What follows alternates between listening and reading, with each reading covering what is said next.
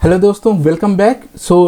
इस वीडियो में GS3 का पेपर डिस्कस करते हैं मेंस का, और उसका सिलेबस देखते हैं, और 2022 का GS3 का पेपर कैसा आया था। Let's go through that also. So let's get started. Paper 4 हमारा यूपीएससी का जनरल स्टडी 3 का पेपर, GS3 का पेपर कहा जाता है फेमसली इसको। लेट्स सी कि इसका सिलेबस क्या क्या है। जनरल स्टडी 3 में टेक्नोलॉजी सिलेबस है, मोटा मोटी economic development, biodiversity, environment, security and disaster management, ये हमारा सिलेबस है। ठीक है, अब इसमें हमारा इकोनॉमी हो गया, टेक्नोलॉजी, साइंस एंड टेक हो गया सिलेबस का पार्ट, इन्वायरमेंट हो गया, इन्वायरमेंट, बायोडाइवर्सिटी, और सिक्योरिटी, इंटरनल सिक्योरिटी मोटा मोटी, और डिजास्टर मैनेजमेंट हमारा सिलेबस है GS3 का। ठीक है, so let's see Indian economy and issue related to planning, mobilization of resource, growth, development and employment। ये एज ए इकोनॉमिक के कोर चीज़ है जो कि ऑब्वियसली इंडियन इकोनॉमिक से रिलेटेड, इंडियन इकोनॉमी और उसके से issue related to planning, resource, mobilisation of resource, growth, development and employment, that's a part of the syllabus. Inclusive growth and issue arising from it. Inclusive growth यानी सबका साथ सबका विकास, लेकिन सबके साथ सबके विकास से क्या क्या इशू आ सकती है, that is also part of the syllabus. Government budgeting, government के पास पैसा कहाँ से आएगा, कैसे आता है, that is also part of the syllabus. Major crops, cropping pattern, this is part of the syllabus. Various part of the country different type of irrigation क्या है, irrigation system, storage, transportation, marketing of agriculture produce and issues and related constraint. E technology in aid of the farmers, तो आजकल ई market होता है। सो these type के जो policies हैं, ये अगेन करंट अफेयर्स से एग्जांपल और कॉन्सेप्ट भी उठाना है कि recently this is issues related to it, type of irrigation हो गया, उस ट्रांसपोर्टेशन, मार्केटिंग, इन सब से ये भी this is part of the syllabus. Now issue related to direct and indirect farm subsidies. अब सब्सिडीज भी डिस्कस कर रहे हैं, उससे पूछ रहा है कि इशू क्या है related. And MSP, minimum support price, जिसके लिए पूरा फार्मर आंदोलन हुआ था रिसेंटली। पब्लिक डिस्ट्रीब्यूशन सिस्टम क्या होता है, उसका ऑब्जेक्टिव क्या है, फंक्शन क्या है, लिमिटेशन क्या है। ये जो जिस तरह से मैंने बताया था कि नोट्स बनाना है हमें कि वो है क्या, वो है क्या, ये दोनों आ जाएगा, ऑब्जेक्टिव एंड फंक्शनिंग। फिर लिमिटेशन क्या है, और अगर लिमिटेशन बता रहे हो तो उसको इम्प्रूव कैसे करना है, ये तो बताना ही पड़ेगा। ठीक है, रिवैम्पिंग कैसे करनी है। इशू ऑफ बफर स्टॉक क्या है, फूड सिक्योरिटी क्या है। बफर स्टॉक किस मतलब बहुत ज़्यादा स्टोर करके खाना रखने का मतलब उससे क्या इशू हो सकता है, और फिर फूड सिक्योरिटी से रिलेटेड क्या इशू है। We will discuss it as a part of the syllabus and it is a part of the syllabus also. ठीक है, अगेन यहाँ पे आ रहा है कि वुमेन को यूपीएससी इनकरेज कर रहा है कि आओ एग्जाम दो, क्योंकि जेंडर इम्बैलेंस है। सो women candidates, you should apply for UPSC, prepare for UPSC. और बहुत एडवांटेज रहेगा अगर प्रीलिम्स और मेंस क्लियर कर लोगे, तो इंटरव्यू में तो क्लियर एडवांटेज देंगे ऑब्वियसली, क्योंकि they want that gender balance. ठीक है, not technology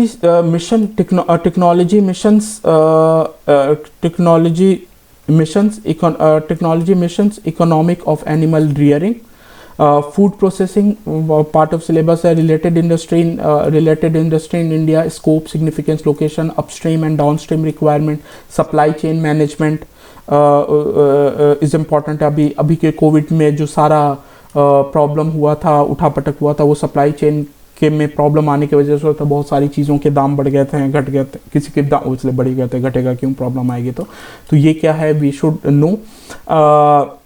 land reforms in India, again देखो लैंड रिफॉर्म्स इन इंडिया, ये इकोनॉमिक का भी पार्ट है, एज अ हिस्ट्री के भी पार्ट में पढ़ेंगे, क्योंकि लैंड रिफॉर्म जिस ब्रिटिश के टाइम से ही चीज़ें आने लगी थी। ठीक है, और ऑब्वियसली मेन जो इसमें है कि इंडिया ने मेन इंडिपेंडेंस के बाद क्या क्या लैंड रिफॉर्म्स लाया, उससे क्या, उसके ऑब्वियसली लैंड रिफॉर्म्स लाया, उसके क्या प्रोज थे, क्या कॉन्स थे, अगर वो ठीक से इंप्लीमेंट नहीं हो पाए तो क्यों नहीं हो पाया। Effect of liberalisation on the economy, changes in industrial policy, their effect on industries growth, this is the part of the syllabus. Infrastructure हो गया, एनर्जी, पोर्ट्स, रोड, रेलवे, सब पार्ट ऑफ द सिलेबस हैं। मोटा मोटी इनके क्या हैं, इनके एडवांटेज, डिसएडवांटेज, इनके इश्यूज क्या हैं, उसको सॉल्व कैसे कर सकते हैं। You should know all this. Investment models क्या हैं, फॉरेन का इन्वेस्टमेंट, खुद के investment, these you should know. Science and technology से क्वेश्चन आएगा, science and technology development and their application, जो भी रिसेंट डेवलपमेंट हो रही है, चीज़ें हो रही है, जैसे अगर मैंने बोले थे कि रिसेंट डेवलपमेंट क्वांटम कंप्यूटर है, इनफैक्ट बिग डेटा है या दूसरी चीज़ें हैं, तो फिर उसका एप्लीकेशन क्या होगा। अगर तुम्हारे ड्रोन्स में के टेक्नोलॉजी में डेवलपमेंट हो रहा है, फिर उसका एप्लीकेशन क्या होगा। तो this not technology, as a civil servant you should know the application, ठीक है, एंड इफेक्ट्स इन, तो और वो फिर डेली लाइफ को कैसे चेंज कर देगा। जैसे सोशल मीडिया के आने के बाद काफ़ी हमारी लाइफ चेंज हो गया, उसके effect, these all are part of the science and technology. Achievement of India in science and technology, India का अचीवमेंट क्या है साइंस एंड टेक्नोलॉजी में। तुम्हारे इसरो के बहुत अचीवमेंट होते हैं। इंडियनाइजेशन ऑफ टेक्नोलॉजीज से रिलेटेड, जैसे कि प्लेन हम रफाइल लेते हैं तो वन ऑफ द क्लॉज होता है कि भाई टेक्नोलॉजी भी ट्रांसफ़र करो, या इंडिया में अगर कोई टेक्नोलॉजी डेवलप कर पाए हम, एंड डेवलपिंग न्यू टेक्नोलॉजी, उससे केस से भी रिलेटेड क्वेश्चन ये से पूछ सकती हैं, यू शुड नो, ठीक है। Awareness in the field of, awareness होना चाहिए आईटी के फील्ड में। ऑब्वियसली आईटी, हर जगह आईटी यूज़ होगा। स्पेस के फील्ड में computer, robotics, nano technology, biotechnology, and issue related to the intellectual property right, जो इंटेलेक्चुअल प्रॉपर्टी राइट से इशू है, पेटेंट से रिलेटेड इशू है, that is part of your syllabus. Conservation environment का अब से हो गया, इन्वायरमेंट पॉल्यूशन हो गया, डिग्रेडेशन हो रहा है, इन्वायरमेंटल इम्पैक्ट असेसमेंट होता है, we will study as a part of our syllabus, वो क्या होता है, these are a part of your syllabus. Disaster और डिजास्टर का management is a part of your syllabus. Linkages between development and spread of extremism, ये important है, क्योंकि one of the reason माना जाता है कि जो एक्सट्रीमिज़म ये बेसिकली नक्सल वाले एरिया में, कि वहाँ नक्सलिज्म ज़्यादा इसलिए भी है कि वहाँ डेवलपमेंट नहीं है। सो एज अ, अगर कोई बोल रहा है कि अगर ये है तो एज अ सिविल सर्वेंट है कि नहीं है, you should know the linkages between development and spread of extremism, ठीक है। ऑब्वियसली जनरली होता है, अगर कोई भी एरिया डेवलप होती है तो सब वहाँ पे खुश हैं, लोगों के पास जॉब है, क्यों जाएंगे अपनी जान जोखिम में डालना एक्सट्रीमिज्म की तरफ। बट अगेन डेवलपमेंट नहीं होगी, ज़िंदगी जीना ही मुश्किल है, तो फिर लोग कुछ भी करेंगे यार ठीक ठाक करने के लिए, चीज़ें इंप्रूव करने के लिए। रोल ऑफ एक्सटर्नल स्टेट, वही external state and non state actor in creating challenges to internal security. Again external state हमारा पाकिस्तान, चाइना, इंडिया में, और नॉन स्टेट एक्टर्स तुम्हारे जो नॉन स्टेट एक्टर जो गवर्नमेंट की नहीं है, उन सब चीज़ें वो इंटरनल सिक्योरिटी में क्या क्या प्रॉब्लम क्रिएट करते हैं, you should know all those things, part of your syllabus. Challenges to internal security क्या क्या हैं, through communication network, challenges to internal security through communication network, role of media क्या है, social networking sites in internal security challenges. बहुत सारे अभी चीज़ें बहुत रिसेंटली न्यूज़ में तुम पढ़ोगे कि ये यहाँ पे वायलेंस हो गया, जस्ट व्हाट्सएप पे किसी ने फर्जी न्यूज़ फैला दिया, उसके वजह से किसी ने किसी को लिंच कर दिया। तो these are all the social networking sites के वजह से इंटरनल सिक्योरिटी के लिए चैलेंजेस ही हैं, ठीक है। बेस्ड ऑन उससे साइबर सिक्योरिटी के बारे में, मनी लॉन्ड्रिंग, और फिर इनका प्रिवेंशन कैसे किया जाए, that is all part of your syllabus. Security challenges and there management in the border area में ऑब्वियसली ज़्यादा सिक्योरिटी चैलेंजेस होता है, क्योंकि फिर दूसरी कंट्री इंटरफेयर करती है तुम्हारे एरिया में। जितने भी इंडिया में इलीगल माइग्रेशन होते हैं, टेररिस्ट आ गए हैं, या तुम्हारे नार्कोटिक्स के सब्सटेंस आ गए हैं, या वेपन्स आ गए, वो वहाँ पे बॉर्डर एरिया के अपने ही डिफरेंट चैलेंजेस होते हैं। तो UPSC expect you to know those challenges और फिर उसको टैकल कैसे करना है। Linkages of organise crime with terrorism, obviously terrorism का लिंकेज काफ़ी रहता है ऑर्गेनाइज क्राइम से। ऑर्गेनाइज क्राइम वही तुम्हारा नार्कोटिक्स या ड्रग्स बेच के पैसा कमाना, किडनैपिंग और नैपिंग करना, वेपन की तस्करी एंड ऑल दोज थिंग्स, उसका लिंकेज क्या है टेररिज्म से, यू शुड नो, ठीक है। जैसे ऐसे नहीं टेररिज्म को कर देना है कि भाई बस टेररिस्ट मतलब हो गया कि कोई हो सकता है मे बी मुस्लिम है इसलिए टेररिस्ट बन गए, बट यू शुड नो कि जिस नहीं मुस्लिम है तो टेररिस्ट क्यों बनेंगे। फिर उनका ऑर्गेनाइज क्राइम से लेकर क्या है, वो सस्टेन कैसे कर रहा है, कहाँ से पैसा आ रहा है, चीज़ें कैसे कर रहे हैं, सो you should know those linkages, ठीक है। वेरियस सिक्योरिटी फोर्सेज इंडिया में क्या है, तुम्हारे सीआरपीएफ हैं, तुम्हारे बॉर्डर सिक्योरिटी फोर्सेज हैं, और दूसरी एजेंसीज हैं, आर्मीज़ हैं, फिर उनके मैंडेट्स क्या हैं, उनको क्यों बनाया गया है, ठीक है। So you should know all this thing, this all are part of your GS3 syllabus, ठीक है। अब देखते हैं कि 2022 में GS3 का क्वेश्चन पेपर कैसा आता है, let's go through it quickly, ठीक है। Just you will get the idea why is the public private partnership important concept है, required for infrastructure project, examining the role of public private partnership model in the redevelopment of the railway station. ठीक है, जैसे आजकल पहले पूरा था कि railway station तुम्हारे सिर्फ और सिर्फ गवर्नमेंट के ही अंदर होते हैं, आप प्राइवेटाइज करिए गवर्नमेंट। ठीक है, तो उसका एग्जाम्पल देके फिर उसके एडवांटेज और तुमको एग्जामिन करना है कि public private, public basically government हो गया, प्राइवेट आम आदमी हो गया, जैसे अदानी अंबानी हो गए जिनके पास पैसे, ऑब्वियसली हम कैसे बनाएंगे रेलवे के स्टेशंस, बट ठीक है उनके पार्टनरशिप से क्या उसके पार्टनरशिप एग्जामिन करना है रोल उनका इंफ्रास्ट्रक्चर प्रोजेक्ट के लिए, स्पेसिफिकली रेलवे स्टेशंस को तुम ये करके। उसी तरह से इज इंक्लूसिव ग्रोथ पॉसिबल, क्या inclusive possible under market economy, again ये economy we will study it as part of society also. Inclusive growth होता है, मार्केट इकोनॉमी होता ही है भाई कि सब कुछ छोड़ दो, कि मतलब जिसके पास औकात है वो खरीदेगा, जो बेच सकता है वो बेचेगा, और इंक्लूसिव ग्रोथ मतलब है कि नहीं जिसके पास औकात नहीं है उसकी भी तुम हेल्प करोगे सो दैट सब हो जाए। तो वो वही पूछ रहा है यूपीएससी की कि आप मार्केट इकोनॉमी, क्योंकि इंक्लूसिव ग्रोथ के लिए गवर्नमेंट का इंटरवेंशन ज़रूरी है, मार्केट इकोनॉमी में गवर्नमेंट को दूर रखना ज़रूरी है, तो वही पूछ रहा है कि market economy inclusive growth possible है कि नहीं। तुम अपना स्टैंड ले सकते हो और बेस्ड ऑन योर स्टैंड तुम उसको एक्सप्लेन कर सकते हो कि तुम जैसा क्यों सोचते हो। State the significance of financial inclusion in achieving the economic growth in India. Obviously financial inclusion का क्या सिग्निफिकेंस है achieving economic growth in India. ठीक है, फाइनेंशियल इंक्लूजन बेसिकली वही आ गए कि मतलब सबके पास बैंक अकाउंट हो, सबके पास पैसे हों, तो उसका इकोनॉमिक ग्रोथ में क्या सिग्निफिकेंस होगा। ठीक है, what are the major challenges of public distribution system, बहुत इंपॉर्टेंट चीज़ है इंडिया में। उसके मेजर चैलेंजेस, डायरेक्ट क्वेश्चन पूछिए कि क्या है मेजर चैलेंज है, how it can be made effective and transparent. तो अगर तुमने पीडीएस पे नोट्स बनाए होंगे कि क्या है पीडीएस, चैलेंजेस क्या है, उसका सॉल्यूशन क्या है, बस उसी नोट को उठा के छाप दो, तुम्हारा ये आंसर हो जाएगा। ठीक है, elaborate the scope and significance of the food processing industry in India. ना फूड प्रोसेसिंग इंडस्ट्री बहुत इंपॉर्टेंट है, क्योंकि बहुत बार तुम देखते होगे कि फार्मर अपने आलू बेचने लाए, चीज़ें लाए, अब इतना कम दाम है कि वहीं फेंक के चले गए कि यार अब इसको ढो के ले जाने में ज़्यादा पैसा खर्चा हो जाएगा, इस दाम पे बेचने में, तो छोड़ के चले जाए। तो इस तरह की प्रॉब्लम सॉल्व हो जाएंगी अगर फूड प्रोसेसिंग इंडस्ट्री इंडिया में बन जाए तो, क्योंकि फूड प्रोसेसिंग इंडस्ट्री एक बार आलू का चिप्स बन गया तो वो ज़्यादा दिन तक 6 महीने साल भर तक अब फिर उसको रख सकते हो। तो फूड प्रोसेस, उस तरह से टमाटर का अगर केचप बन गया तो उसकी शेल्फ लाइफ बढ़ जाएगी, तो ऐसे डिस्ट्रेस में उसको फेंकना या बेचना नहीं पड़ेगा फार्मर्स को। तो फूड प्रोसेसिंग इंडस्ट्री ऑब्वियसली बहुत सिग्निफिकेंस है, तो वही पूछ रहा है कि उसका स्कोप क्या है, सिग्निफिकेंस क्या है। ठीक है, the increase in the life expectancy of the country has led to the newer health challenges in community. अब ये भी है कि पहले लोग जल्दी मर जाते थे, अब लाइफ हमारी बढ़ गई है, अब लोग बूढ़े हो रहे हैं, तो अब वो नए चैलेंजेस लाएंगे। ऑब्वियसली नेगेटिव वे में नहीं लोग नहीं देखना है कि सबको लाइफ एक्सपेक्टेंसी बढ़ना is a bad for country, but UPSC asking उसके चैलेंजेस क्या हैं। तो ऑब्वियसली ओल्ड एज से रिलेटेड चैलेंजेस आएंगे, जो ओल्ड एज से रिलेटेड हेल्थ इश्यूज होते हैं, फिर उसके चैलेंजेस आएंगे, उसको कैसे सॉल्व करना है, व्हाट आर दोज चैलेंजेस पूछ रही है, और स्टेप क्या है उसको प्रॉपरली मीट करने के। ठीक है, कि लाइफ एक्सपेक्टेंसी बढ़ेगी तो उससे क्या क्या नए चैलेंजेस आएंगे चीज़ें में। ठीक है, 6 question number, each year a large amount of the planet materials cellulose is deposited on the surface of the planet earth. What are the natural process that cellulose undergoes before yielding carbon dioxide?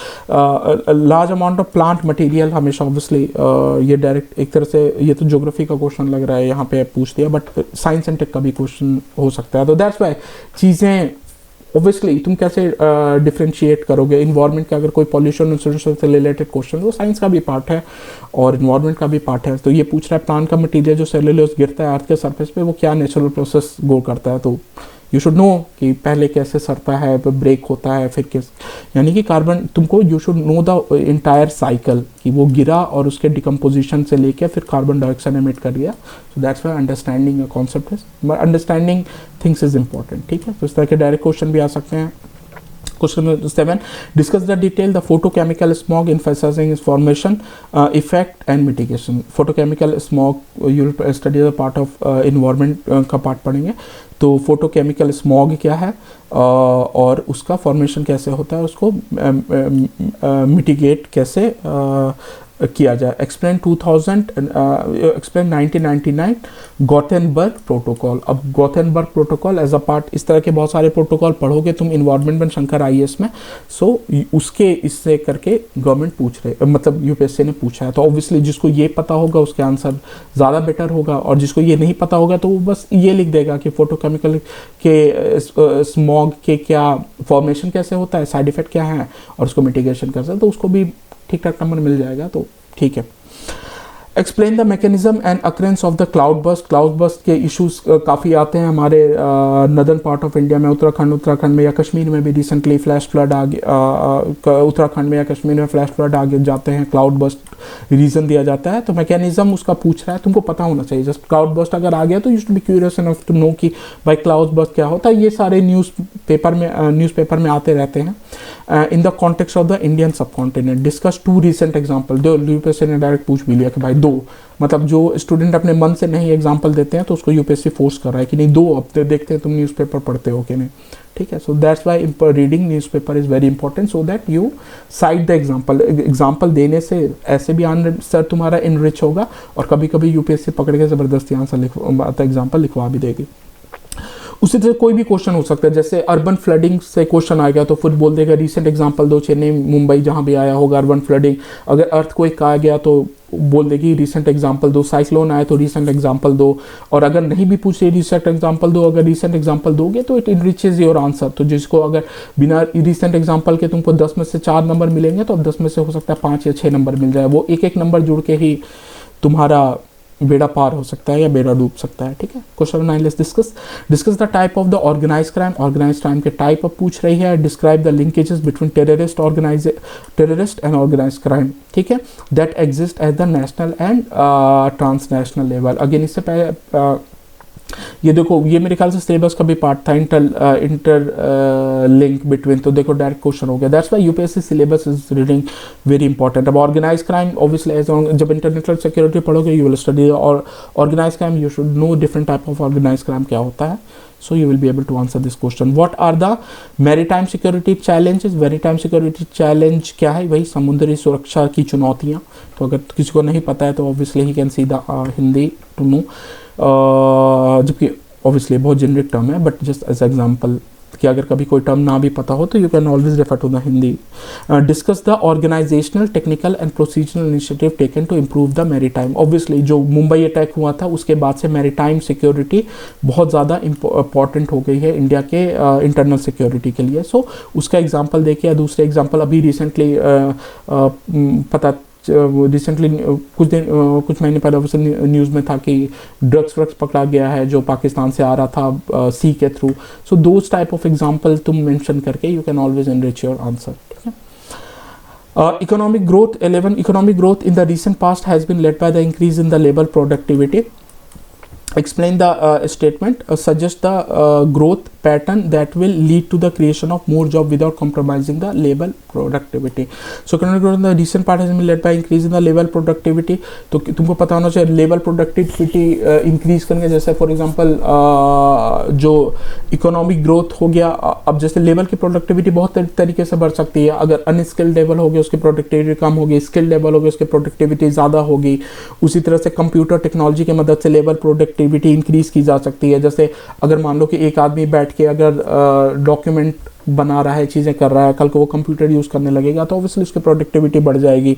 उसी तरह से अगर कोई mechanically मतलब हाथ से कोई machinery बना रहा है और कल को उसको ऑटोमेट कर दो तो वही आदमी अगर ऑटोमेटेड वे में चीज़ें बनाएगा तो उससे उसकी प्रोडक्टिविटी बढ़ेगी। तो इकोनॉमिक ग्रोथ रिसेंट पाथ में कैसे किया था, UPSC asking this question, explain करने ये स्टेटमेंट। और फिर सजेस्ट तुमको पूछ रहे हैं कि suggest what will lead to creation of more job without compromising labour productivity.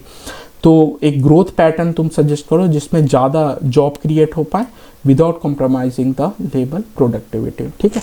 क्योंकि देखो इनडायरेक्ट रिलेशन है फॉर एग्जांपल अगर लेबर प्रोडक्टिविटी कम रहेगी तो तुमको ज़्यादा लेबर लगेंगे उस काम को करने के लिए, तो ये जॉब के लिए बहुत अच्छा है। कल को तुम लेबर प्रोडक्टिविटी बढ़ा दोगे, अब सेम काम एक लेबर कर देगा तो अगेन इनका जॉब घट गया। तो बट वही है कि वो एक बैलेंस लेके चलना है, तो एक पैटर्न तुमको सजेस्ट करना है जिससे जॉब भी बनी रहे और लेबर की प्रोडक्टिविटी भी कॉम्प्रोमाइज़ ना हो। कि ऐसा नहीं कि सारी टेक्नोलॉजी बंद कर दी अब सब काम मैनुअल होगा, तो फिर इकोनॉमिक ग्रोथ फिर तुम्हारी हैम्पर हो जाएगी। ठीक है।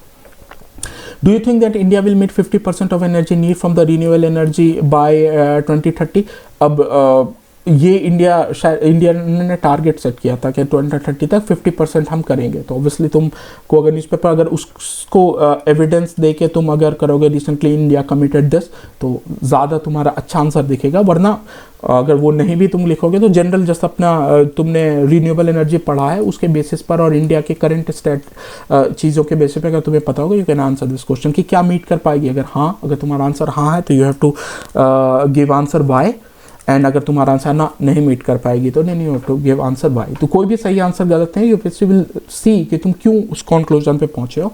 That's why he asking justify your answer. How will the shift of subsidies from the fossil fuel to renewable help achieve the objective. Obviously कोई भी सेक्टर को डेवलपमेंट के लिए पैसे की ज़रूरत है। अगर तुम फॉसिल फ्यूल में सब्सिडीज दोगे तो फॉसिल फ्यूल सस्ता रहेगा, सब फॉसिल फ्यूल को प्रमोट करेंगे और खरीदेंगे, क्यों जाएंगे रिन्यूएबल की तरफ। लेकिन अगर तुम सब्सिडी वहाँ घटा दोगे तो फ्यूल तुम्हारा महंगा हो जाएगा। अगर वही सब्सिडी तुम रिन्यूएबल में लाओगे तो टेक्नोलॉजी बढ़ेगी। So these type of things you should know. ठीक है। What are the main bottlenecks in upstream and downstream process of the marketing of agriculture product in India. Again so agriculture product in India की marketing में bottleneck क्या है upstream और downstream process में, the UPSC is asking this. So agriculture is very important. उसके हर aspect को you have to answer because see most of the majority of the Indians मतलब अभी भी farmers हैं और farm लैंड पर बेस करते हैं अपने उसके गुजारे बसर के लिए। सो एग्रीकल्चर से रिलेटेड हर चीज़ पता होना चाहिए एज अ ओबियसली जितना भी पॉसिबल है कि पहले तो एग्रीकल्चर क्या है, क्रॉप क्या है, उसके पैटर्न क्या है। फिर ओबियसली एग्रीकल्चर का कोई फ़ायदा नहीं होगा अगर फार्मर अपने सामान बेच ना पाए, तो फिर उसी तरह से फिर सामान बेचने के लिए मार्केट चाहिए, मार्केट के लिए मार्केटिंग का प्रोसेस चाहिए। तो तुमको पता होना चाहिए कि कहाँ पे क्या बॉटलनेक होता है, upstream downstream. What are the upstream downstream I am not sure. Maybe upstream मतलब नीचे अगर फार्मर ऊपर बेचना चाहे या ऊपर से कोई फार्मर से खरीदना चाहे तो will see, will go through the when will discuss it, we will take up we will कि व्हाट इट इज। ठीक है। दिन question number 14, what are the integrated farming system. अब इंटीग्रेटेड फार्मिंग सिस्टम क्या है ये तुमको पता होना चाहिए। It is part of geography है जब you will study agriculture. Integrated farming system क्या होता है यू विल पढ़ा। How it is helpful to the small और मार्जिनलाइज फार्मर। तो कैसे है integrated farming system, integrated farming system कैसे हेल्पफुल है स्मॉल मार्जिनलाइज। उसमें मेरे ख्याल से फार्मिंग के अलावा दूसरे जैसे कि कैटल वैटल रखते हैं, मुर्गी उर्गी पाल लिया, चीज़ें पाल लिया, तो ऑब्वियसली हेल्पफुल रहता है। मतलब कभी क्रॉप फेलियर हो गया या एडिशनल सोर्सेज ऑफ इनकम के लिए, तो दिस इज़ वेरी इंपॉर्टेंट। ठीक है।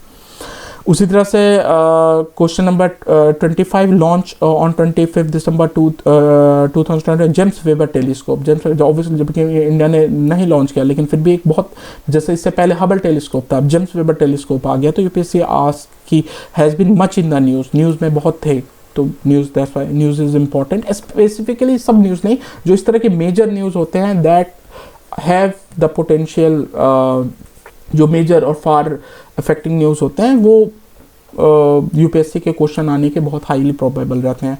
तो उसके यूनिक फीचर पूछ रही है जो उसको predecessor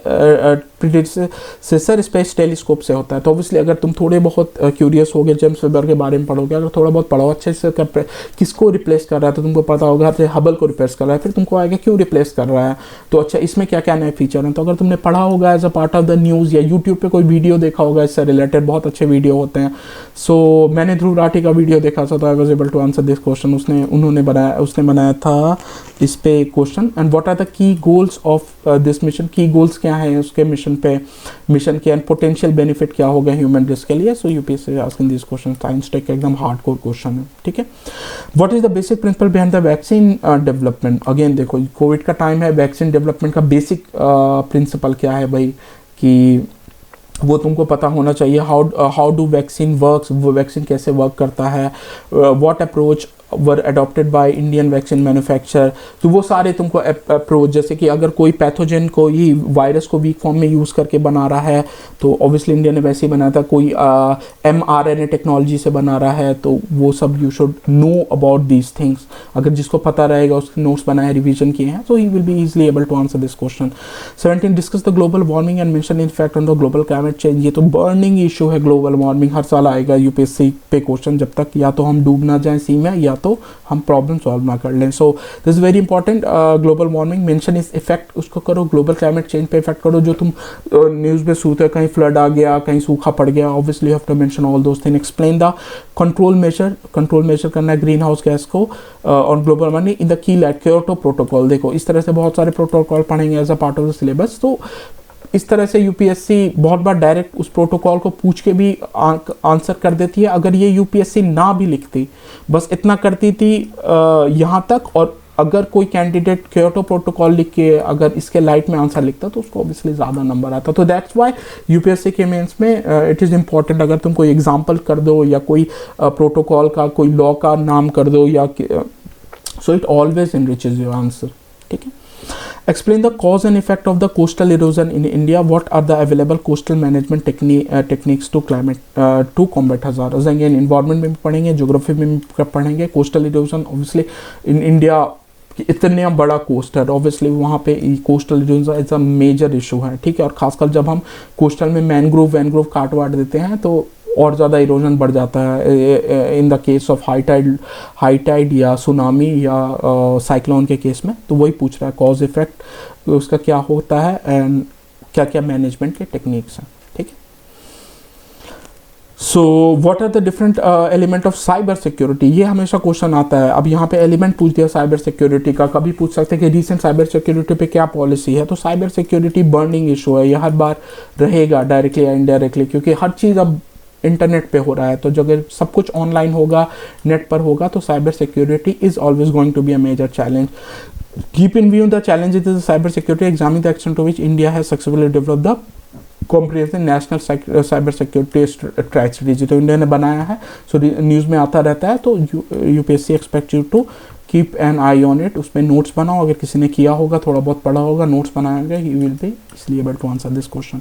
Naxalism is again international security का सबसे हार्डकोर, मतलब टेररिज्म, नक्सलिज्म, रीजनलिज्म, कम्युनलिज्म, ये सारी चीज़ें। तो Naxalism is a social, economic and developmental issue.